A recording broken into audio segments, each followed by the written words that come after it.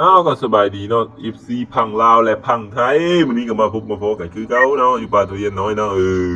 ก็บ่มีหยังหลายเนาะวันนี้เราก็สิมาถ่ายวิวบรรยากาศเนาะที่อายหมอกอายควันขึ้นเนาะอยู่ในภูเขาเนาะเอาก็บ่มีหยังหลายเราสิถ่ายให้ทุกคนเบิ่งเลยเนาะวันนี้เราก็ได้มาเฮ็ดงานชั้นสูงเนาะอยู่ยอดต้นทุเรียนเนาะหลังจากเฒ่าแก่เพิ่นให้มาเฮ็ดมาซอยกันเองเนาะเราเลยขึ้นไปซอยกันเอง ก็เดี๋ยวไปเรียวมาก็เห็นผิวภูเขางามเนาะเขาเลยถ่ายเนาะอายหมอกอายควันขึ้นเนาะเขาก็นึกว่าควันลิงนึ่งเข้าเนาะ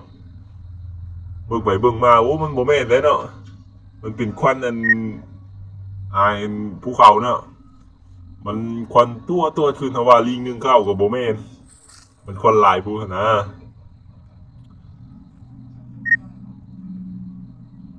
เอาไปให้เบิ่งบรรยากาศเลยเนาะ มันพุ่งขึ้นโอ้ยเลี้ยวไปคืออยู่บนเตือกขี้เมฆเลยเนาะเฮาก็ได้ดีแต่ว่าเฮาบ่ได้อยู่ไกลเนาะคันเฮาอยู่ไกลนี่ป้าโธ่ขึ้นไปถ่ายรูปเนาะอยู่เทิงป้าโธ่คือสิคักอีหลีเนาะทุกคน